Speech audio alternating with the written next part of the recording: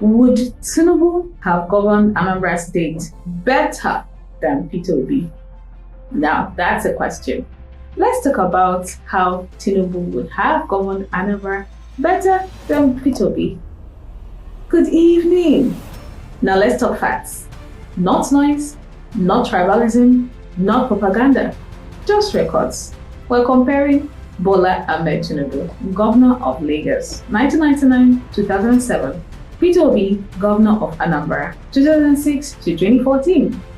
Now, the question is, if Tinubu had governed Anambra during that period, would he have done better than Peter Obi?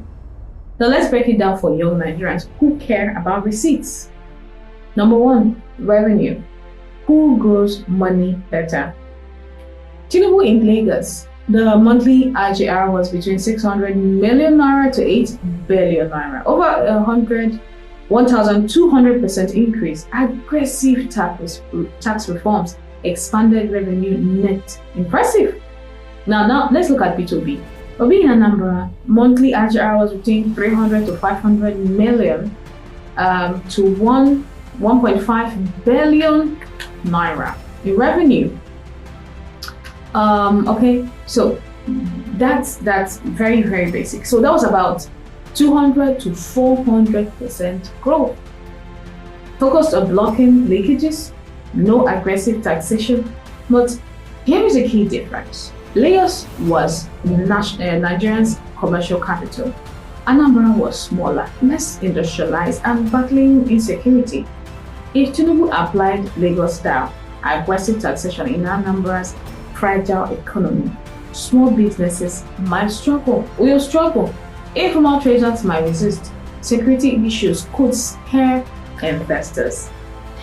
Revenue might increase. Absolutely, yes. But at what cost? At what social cost? That's a question to answer. Now, number two, which is debt. The big divider. Tinubu left Lagos with 100 to 250 billion naira debt, including about $190 million foreign debt, borrowed to finance infrastructure. Obi left Anambra with near zero debt, 75 to 100 billion naira in savings, ranked least indebted by DMO. Now let's pause for a second. Pause and think about it. One borrowed big to build. One saved and avoided borrowing. Now imagine Tinubu borrowing Lagos style in Anambra, a smaller economy with lower IGR. Debt to capacity ratio becomes very dangerous. Anambra did not have Lagos revenue cushion, so Obi governing cautiously because the state's structure demanded caution. Now let's look at education.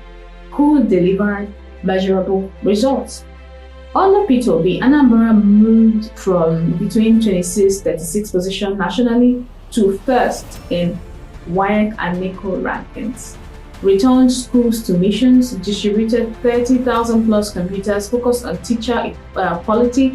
That's measurable improvement, of course. Tinubu improved infrastructure in Lagos, absolutely, but no documented national ranking leap like Anambra experienced. Anambra is education-driven culturally. Obi leaned into that strength.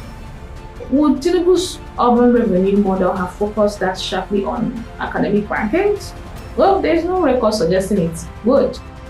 Alright, let's go to the security contests. Anambra between 2007 and 2010 had serious kidnapping waves. It was unstable. Now, Obi invested in community security, stabilized the environment, gradually restored confidence. Tinubu's Lagos experience was managing urban congestion and area boys. That's a different ecosystem. Rural kidnapping militancy is not the same as urban traffic disorder. Different battlefield, different strategy required. So what's the real answer really? Would Tinubu have grown Anambra's revenue faster? Well, probably yes. Would he likely have increased debt significantly? Also likely yes. Would he have been safe for a smaller security hit state? No, that's questionable. Would he have delivered the same education ranking turnaround? I don't think so. No clear evidence from his Lagos records. that. So young Nigerians will pay future debts. We will inherit physical decisions. So the real debate is not who is louder, it's whose governance style matches the environment. Lagos needed aggressive restructuring. Anambra needed stabilization and fiscal caution. Peter Obi governed Anambra according to his economic reality, and that's strategic leadership. So what's our final take? Could Tinubu have made Anambra richer faster? Possibly. But could he have made it more indebted and financially exposed? Very possible. Obi led savings, low debt, strong education metrics, improved human development for a smaller security challenged state. Now that really matters. Fact matters, receipts matter, and governance style must match context. Thank you so much for watching. I am Favor Kina Omonia Chukwu, and thank you.